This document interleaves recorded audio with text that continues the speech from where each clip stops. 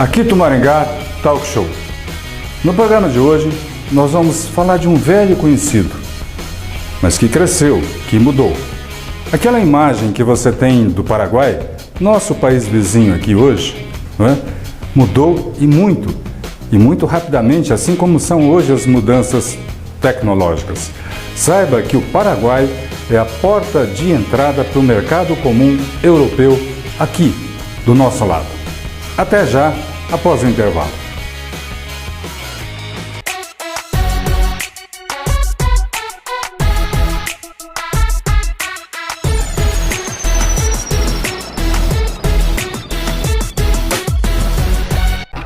Go Fishing é uma agência que te leva para pescar o famoso tucunaré na Amazônia, paraíso da pesca esportiva, ou até a Argentina para fisgar grandes dourados, ou ainda inúmeras espécies no Pantanal, no maior berçário de espécies do mundo. A escolha de pescar é sua, o compromisso é nosso. Realize uma aventura de pesca com todo conforto, segurança e seja muito bem assessorado por nossa equipe. Consulte-nos. Prepare o seu coração. Eu estou dizendo isso porque tenho quase 60 anos e estou com um amigo aqui que está dentro de um contexto desta minha fala inicial e de algo que eu vivi. Antigamente, o produto japonês, logo depois da Segunda Guerra Mundial, os mais antigos vão se lembrar disso, tinha uma péssima imagem. Eram produtos de quinta categoria, o tal do radinho japonês. Você acredita nisso? Você mais jovem? Era assim. Em uma geração de 45 a 60, 15 anos, 20 anos talvez, o Japão, a Alemanha saltaram da miséria absoluta para o topo do mundo. Isso é quebrar um paradigma. E eu estou aqui com o Saulo Lara, um velho amigo meu, um novo, um jovem, 51 anos de idade. Antigo amigo meu. Não é? Ele é empresário da Pibra. É uma empresa que faz aí uma conversa, um interlóquio com um país vizinho nosso, Paraguai, 2 vezes o Paraná. 2 vezes o tamanho do Paraná. Tamanho do Mato Grosso do Sul. Não é? Isso. Que está experimentando, a maioria, Saulo, eu tenho certeza, ouviu falar, está desconfiado que eu li alguma coisa no jornal, passou na televisão, mas está acontecendo um fenômeno que está quebrando rapidamente um paradigma que, vamos falar a verdade, a gente tinha em relação ao Paraguai.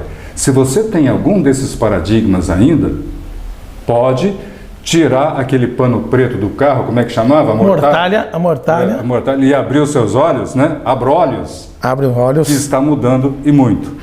Tudo bem, Saulo? Tudo bem. Boa tarde, é um prazer estar aqui. É um prazer participar do programa com você, Willy. Muito obrigado. O programa se chama Akito Talk Show. Olha, fantástico. É o meu primeiro nome. Akito. Muito legal. Exatamente. O Saulo trabalha, depois de ter tido empresa, uma experiência de uma empresa no Paraguai, isso há quase 30 anos atrás. Em 89 a gente foi para lá como funcionário da Citizen, que era uma fábrica de relógio japonesa. Certo. E nós vendíamos relógio. Exatamente. E hoje, ao longo desse tempo, depois de conhecer as pessoas, conhecer o funcionamento, conhecer o país, a cultura do Paraguai, presta assessoria para empresários, empresas do Brasil, inclusive de Maringá. Verdade. Para o Paraguai. Né?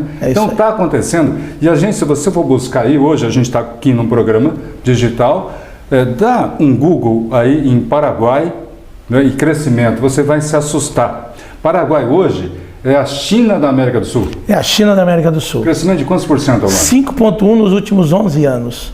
De média? De média, 5,1. Todo ano ele tem crescido. Ele perdeu nos últimos 5 anos somente para a China e vem empatando junto aí a Alemanha e com a Inglaterra. O interessante de tudo isso, Saulo, é o seguinte, eu não sei se todo mundo tem essa percepção, mas nós vivemos recentemente no Brasil, infelizmente a festa acabou, um momento econômico incomum na história do mundo, só comparável ao plano Marshall que os Estados Unidos fizeram no mundo para a recuperação, né, no pós-guerra, para a recuperação da economia do mundo, para ter quem comprasse, porque eles não tinham quem comprasse.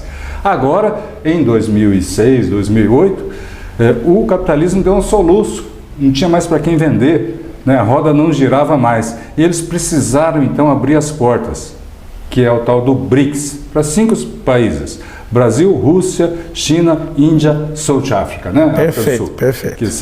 Que dá essa sigla BRICS. E a gente viveu essa festa, né? O Paraguai está experimentando esse crescimento sem ter participado dessa festa, sendo vizinho de um país e pegando só o resultado, as reminiscências, né? As sobras do que o Brasil não aproveitou. E pasmem você, é o país que tem um crescimento que só perde para o da China. Eu acho bastante importante, Saulo, a gente quebrar paradigmas nessa nossa conversa. Eu sempre brinco com os meus alunos, eu sou professor também. A Suíça é um grande país? Nossa, isso é um grande país. Tem metade do tamanho de Santa Catarina. É verdade. É mole? Metade do tamanho de Santa Catarina.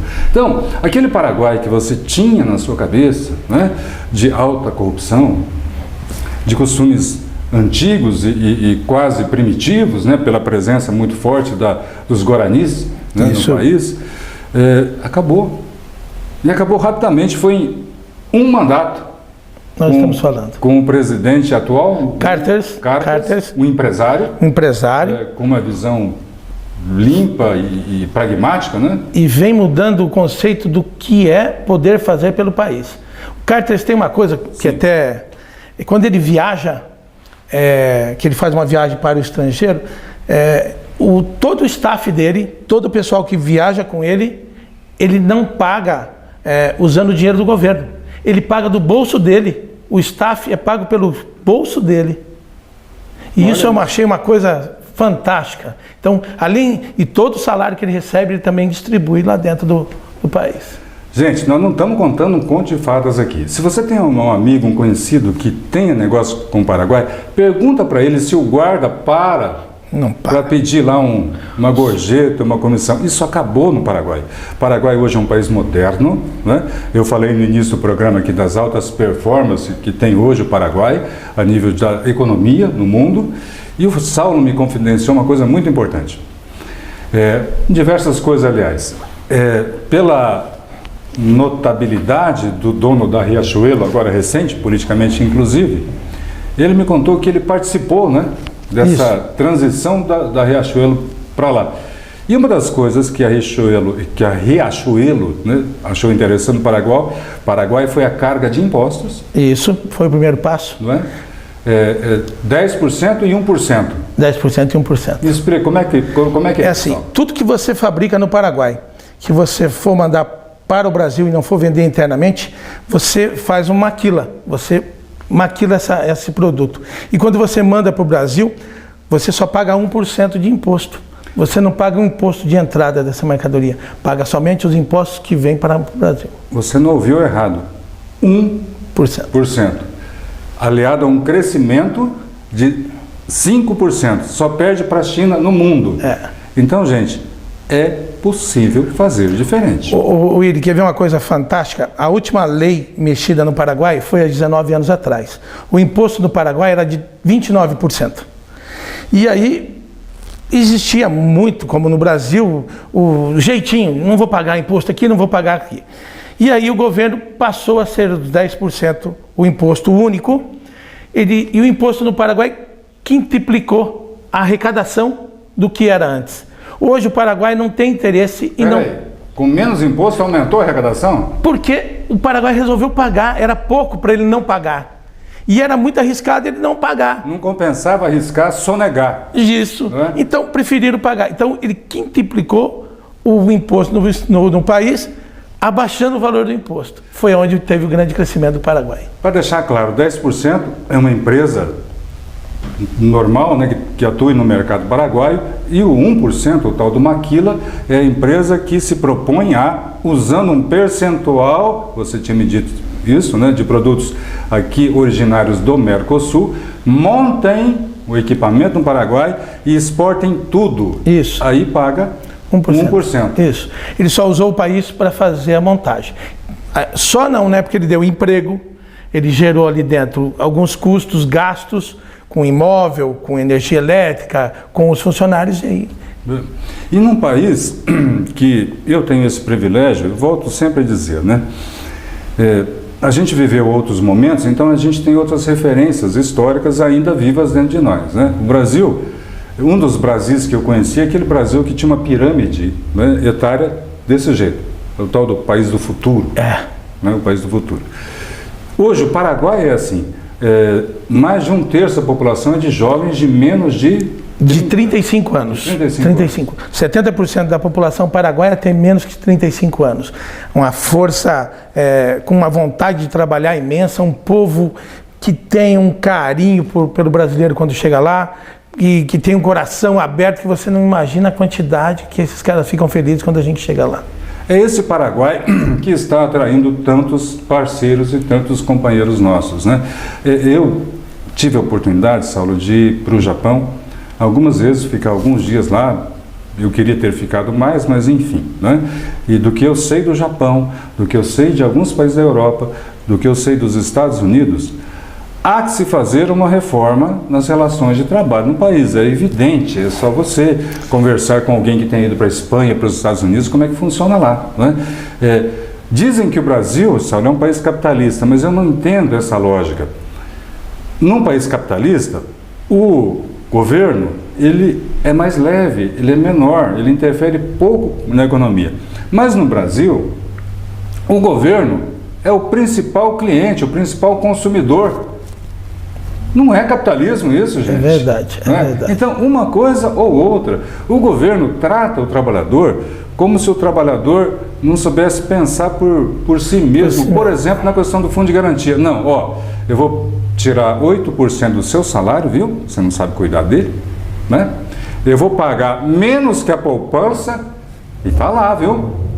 Quando você quiser, quando eu permitir, aliás... Desde que você for comprar uma casa, ou se você estiver muito doente e algumas coisas, você vai poder pegar. Se não é meu. Gente, e tem gente que defende isso com unhas e dentes. Eu não estou aqui contra direitos trabalhistas, eu acho que tem que ter algumas relações, e é por isso que é necessária a presença do Estado para fazer esse gerenciamento, né, essa regularização, né, de alguns setores, não só nas relações trabalhistas, na energia, na segurança, mas não interferir, mas não ser um banco que paga menos do que a poupança, eu vou repetir, menos do que a poupança, e devolve, não é quando você quer, não.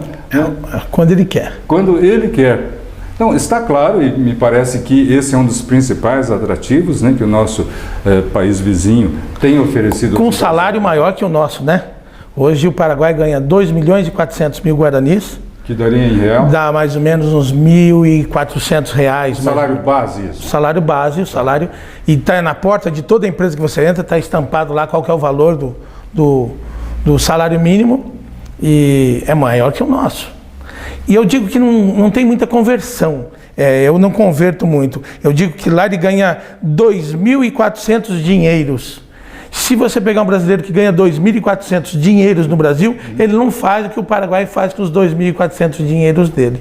Com esses 2.400 dinheiros, o paraguaio médio, então, ele consegue manter uma vida digna para sua família? Ele tem o carro dele. Com 2.400 dinheiros? Ele tem o carro dele, porque lá ele vai comprar um carro em 36 meses com juro de 1,5 ao ano. Ele vai comprar a motocicleta dele... Pera, o juro menor que o do Luciano Huck, que comprou muito menor, o avião com o dinheiro do BNDES. Porque existe a dignidade de você poder fazer algumas coisas. Um amigo falou, mas se ele não pagar... Não é que ele não pagar. No Paraguai, por exemplo, igual eu falei para você, não existe a tradução do cheque sem fundo. Não existe... Como é que eu dou um cheque e ele não tem fundo? Isso não existe. Então não existe essa tradução lá. O cara vai comprar e ele vai pagar. E o paraguaio lá, ele pega esses 2.400 dinheiro, ele tem uma moto, ele tem a casinha dele, ele consegue fazer as coisas dele. Eles vivem bem. Com 2.400 dinheiros? Com 2.400 Você ficou em cheque, você falou em cheque sem fundo, eu já fui empresário de diversas empresas, eu fiquei meio diminuído aqui, porque eu já passei por alguns problemas, né? E a gente tem esses enfrentamentos no Brasil. Mas é uma questão cultural, né? Lógico que não era hábito meu, né? Mas é uma questão cultural isso no Paraguai de não ter. Lá não existe o cheque pré-datado, né? Eu te dou um cheque pré-datado. Só se a pessoa for muito sua amiga para ele fazer. Não, e, na verdade, poucos países também, Saulo, você deve, por contatos que você tivesse tido, eventualmente por ter viajado, poucos países têm a cultura do crediário, do comprar fiado, como tem no Brasil, né? No Japão não tem esse negócio de crediário. É o boteco da esquina, né? Como nós já havíamos falado. Nem boteco da esquina vive com esse fiado. Exatamente. Né? E aqui no Brasil a gente tem isso institucionalizado. A pessoa compra não pensando assim no valor total, né? Porque a maioria das lojas eletrodomésticos, eu vou usar um exemplo, eu sempre falo o seguinte: eles não vendem eletrodoméstico, eles vendem crédito, eles vendem dinheiro. Aí, perfeito. Né? Então é uma coisa que vale 100, no final vai te custar 250, 300. Né?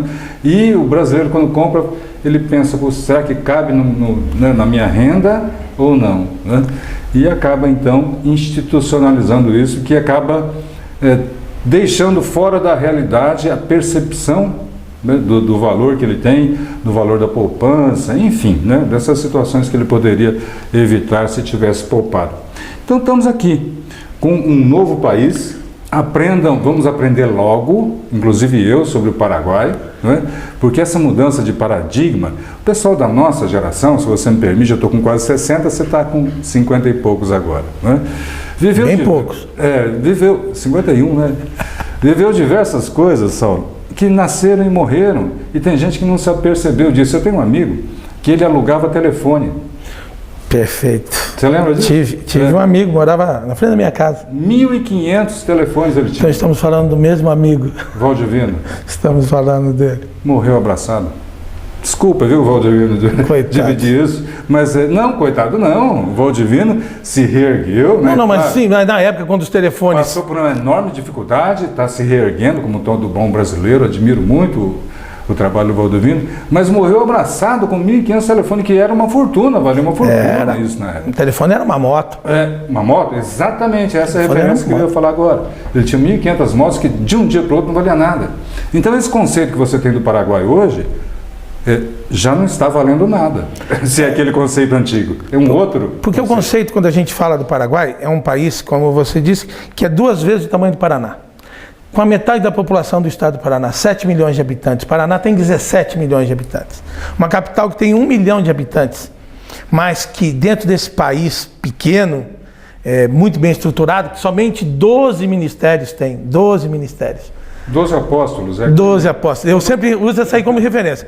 Lá no Paraguai é uma Bíblia. E no Brasil nós temos 40. 40. Daí você faz como você quiser. Assim como a lei babá também. Isso. Então eu digo assim, o Paraguai, dentro do seu tamanho, ele é o maior país do mundo em gerador de energia sustentável. Ele é o primeiro no mundo. Então, um país que é do tamanho do estado do Paraná, um pouco maior, né? Mas ele tem coisas de uma grandeza para um país daquele tamanho. Ele é o maior produtor, um dos maiores produtores de soja do mundo. Ele é um dos maiores exportadores de soja, milho e trigo do mundo. Ele é o 6º maior exportador. Você sabe uma coisa que me chamou a atenção, e eu pesquisei um pouco, né, para a gente conversar? É uma das maiores frotas marítimas do mundo. É a 3ª maior frota de embarcações do mundo, de barcaças para transporte marítimo. Não tem mar no Paraguai, como é que é isso? Os rios, eles são muito inteligentes. O Paraguai sofreu muito por estar à frente. Ele sofreu quando ele tinha a linha a estação, os trens, né? A linha ferroviária deles foi foi o primeiro na América do Sul, e a Argentina e o Brasil acabaram com aquilo ali. E aí eles foram para a água. Então hoje eles têm a 3ª maior frota de embarcações, de barcas do mundo através de rio. Tudo que desce no porto na Argentina vem por água até Assunção. E o Paraguai tem uma característica, já dentro desse conceito aí de mobilidade, de mercadorias, né, da economia, ele tem uma característica que é muito importante, e para quem hoje está atuando como empresário, como industrial, não pode tirar da conta. Ele é o único país aqui da América Latina que tem acordo comercial com a Europa. Com europeu.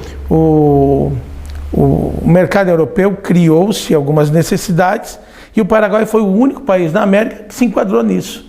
Então hoje você exporta do Paraguai para a União Europeia com impostos atrativos quanto para o Brasil. Então a porta de entrada da Europa está No Paraguai. no Paraguai. No Paraguai. Que conselho você daria, Saulo? Eu sei que você tem aí cada vez mais compromissos e atividades aí, à medida em que as pessoas sabem do seu trabalho, da PIBRA. PIBRA. PY é Paraguai, Paraguai e Brasil. verde e amarelo, e Isso. BRA é Brasil nas cores do Paraguai, não é? Então, em função desse seu trabalho, na sua empresa, que pelo que eu sei, você está aqui em Maringá, você está em Assunção, no Em Paraguai, Assunção, com parceiros lá em Assunção. e na China E também. na China também, com Exatamente. parceiros na China. Que conselho você daria assim para quem quer começar a entender a possibilidade de ir para lá? O primeiro passo que eu digo para o empresário que quer ir para o Paraguai é descobrir a viabilidade do negócio dele no Paraguai. Se realmente ela tem essa viabilidade. Então a PIBRA faz esse trabalho. Mas se ele também quiser fazer por conta, o Paraguai hoje é muito fácil de você chegar, conhecer pessoas e fazer pesquisas com empresários que estão lá. Mas a viabilidade. Você tem que ter o seu negócio no Brasil instituído, vendendo para Já você. tem que ter o seu produto, Claro, você o tem. seu mercado. E esse produto pode ir para o Paraguai ficar muito mais barato para você produzir e continuar vendendo para o seu cliente no mesmo preço. Ou até mais barato. Até mais barato. Porque é o seguinte, o Paraguai hoje ele tem, no Brasil você fabrica só para o Brasil. No Paraguai você vai fabricar para todo o Mercosul. Argentina, Uruguai, Chile e Brasil. Eu ainda não sei, eu sinceramente, Saulo, eu não sei, mas essa semana nós tivemos no Brasil um movimento nacional, inclusive aqui em Maringá, de algumas manifestações em relação à reforma previdenciária. Isso. Eu não sei em quem acreditar, né? Se no governo, eu acho que nós temos razões para isso, ou se nos sindicatos. Mas que é preciso mudar essa que está aí, disso eu tenho certeza. Willis, você tocou num nome fantástico. Sindicato. Eu me assustei. Eu gosto de ler. E eu descobri que no Brasil tem 18 mil sindicatos. Você sabia disso? Mais ou menos isso. Eu me assustei. Porque eu sempre faço um comparativo com o Brasil e o Paraguai. E aí eu fui fazer uma pesquisa, liguei para um amigo meu, que é do Ministério da Indústria e Comércio, porque eu queria saber se era verdade aquilo de quantos sindicatos tem no Paraguai.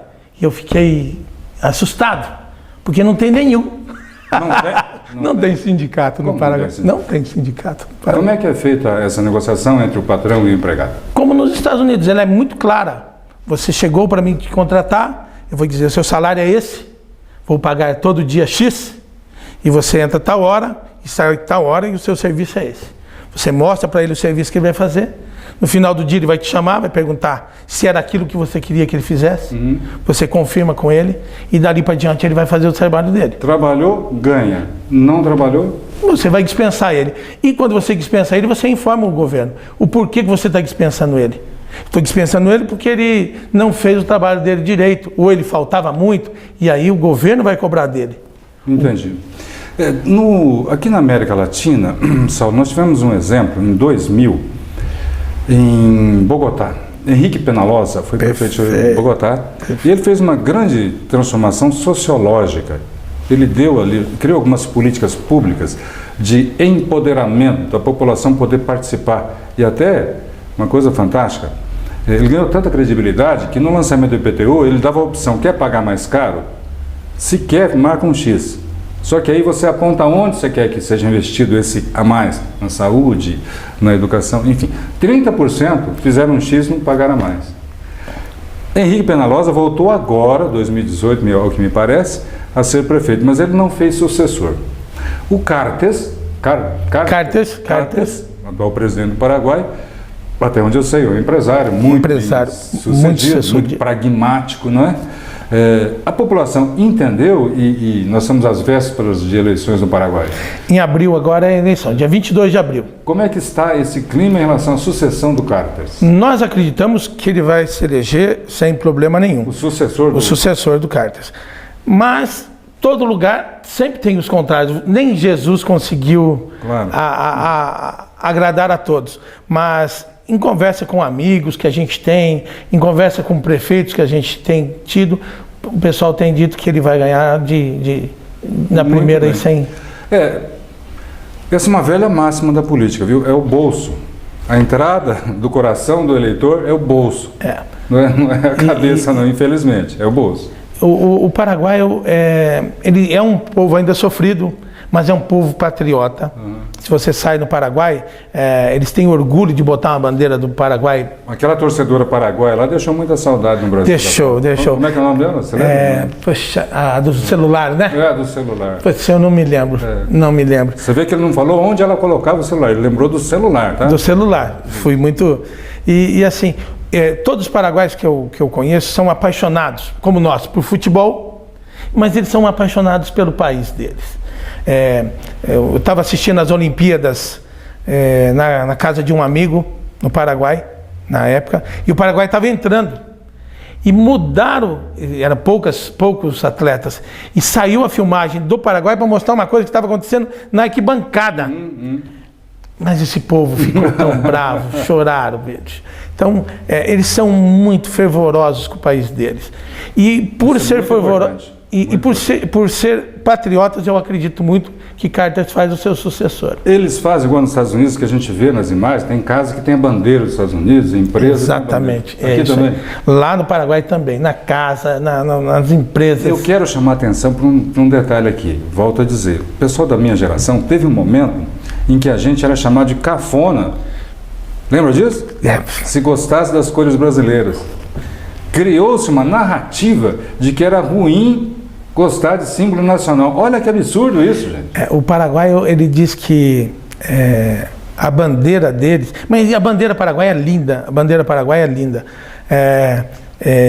O pessoal usa para tudo. E sempre tem uma imagem da bandeira escrito paraguaio como vós. Então o pessoal diz para o outro, eu sou paraguaio, mas eu sou paraguaio como vós. Para um puxar o outro. Então eu acho isso muito bom. Né? E eu digo, meu contato no Paraguai, meu telefone tem o número do Paraguai, meu WhatsApp no Paraguai, está lá o desenho, paraguaio como vós. Eu digo que eu sou um brasileiro, hoje tenho todos os meus documentos paraguaios, eu sou um brasileiro com a alma brasileira, mas o espírito é paraguaio. Você disse todos os documentos paraguaios, são quantos documentos? 2 documentos. Eu tenho a minha identidade. O imposto é 1%. Para as empresas exportadoras, ou 10%. Eu queria explorar mais, mas eu vou dizer que esse 10% não é igual no Brasil, é 10% do que sobra. Do seu lucro mesmo. Do lucro, né? 10 mil dinheiros, vamos supor. Gastou 8.500 para viver. Para viver, pagando o empregado, enfim, sobrou 1.500. 1.500, é 10% de 1.500. Isso, não é igual no Brasil, que é 10%, é o imposto, que é o percentual sobre os 10 mil, né? É o verdadeiro imposto sobre aquilo que você lucrou. Exato. Porque o resto você já pagou. Se você gastou, você já pagou. Não é?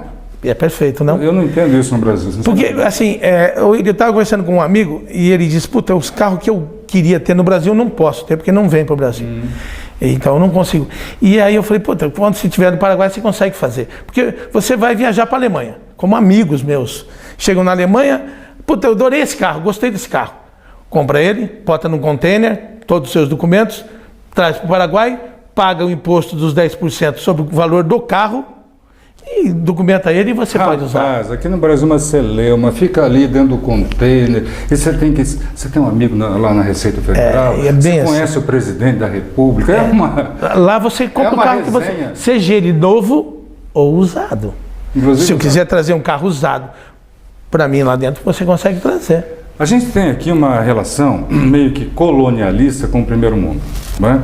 Aqui a gente tem um prazer de quando vem uma autoridade, a gente tem prazer de mostrar a favela. Isso é triste, não? Isso é um absurdo, rapaz. Isso é triste, não é? Isso é triste. O prefeito de Nova York, o presidente dos Estados Unidos, lá tem favela também. Não leva o nosso presidente para conhecer, mas nós, e o povo ainda aplaude, rapaz. Então, eu queria, dentro desse contexto, perguntar para você o seguinte, a gente tem uma relação com os Estados Unidos, é inegável isso, com o europeu, né? O paraguaio, qual a visão que ele tem do Brasil e do brasileiro? O paraguaio, ele começou a crescer quando ele institucionalizou que ele não teria aquela briga que ele tinha da guerra. Ele ama o brasileiro, ele esqueceu aquela guerra, porque foi uma atrocidade. Tá. Mas assim, ele vê o Brasil como necessidade. Esqueceu essa vitimização. Isso. E vamos para frente. Porque ele se sente assim, desculpe aos amigos paraguaios, mas é assim, o Paraguai é um estado do Brasil. E ele se vê como isso.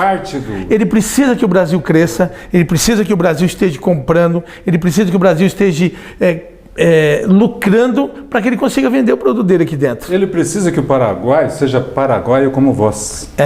E ele precisa que o brasileiro fosse brasileiro como vós. Exatamente. Para que pudesse, tudo que ele produz lá, ele traz para o Brasil. Quer dizer, 70% da produção do Paraguai vem para o Brasil. Muito bem. A carne, o frango, a soja, o trigo, o milho, eles produzem tanto que não tem como ficar lá. Não tem consumo. Estamos chegando aqui ao final, é um papo, rapaz, eu nem percebi, mas já passou meia hora aqui. Saulo, muito prazer em revê-lo. O prazer foi meu, coração, fiquei feliz em vê-lo aquele dia. Eu te juro, você me relembrou. A gente tem, assim, algumas amizades que a gente constrói, e você bate o olho e o cara é teu amigo de uma forma fraterna, diferente, foi o que eu senti quando eu te revi agora. Mas ele, né, a gente se conhece há 30 anos e eu não tinha essa dimensão. Eu queria deixar aqui, né, para os nossos amigos, para o Saulo, uma mensagem final, reforçando que o Saulo trabalha nessa assessoria entre empresas e pessoas do Brasil e do Paraguai, tem grandes relacionamentos lá, posso afiançar, né? Tem inclusive relacionamentos dentro do governo paraguaio. Isso, perfeito. Né? Então não é uma situação de que você está arriscando ou coisa assim, você está falando com gente absolutamente séria aqui. Nós vamos mostrar aqui ao longo do programa essa parte de documento do Paraguai, como é que funciona lá, como é que funciona aqui no Brasil. Aqui no Brasil a gente sabe, né? E para a gente quebrar esse paradigma. E eu queria deixar, Saulo, agora uma mensagem final aí, né? Ao nosso público à sua disposição, para que possa conhecer um pouco mais o país. Bem, eu estou em Maringá desde 74, então a gente conhece muita gente aqui. Mas o amigo que quiser conhecer um pouco mais sobre o Paraguai, a minha pessoa está à sua disposição, a Pibra está à sua disposição, o meu telefone é 99909-1968, depois se os amigos puderem colocar aqui embaixo, eu não sei como podemos fazer, mas eu estou à disposição, agradeço a oportunidade de estar aqui, como ele falou, o tempo correu muito rápido, mas estou à disposição e espero voltar, espero trazer novas coisas.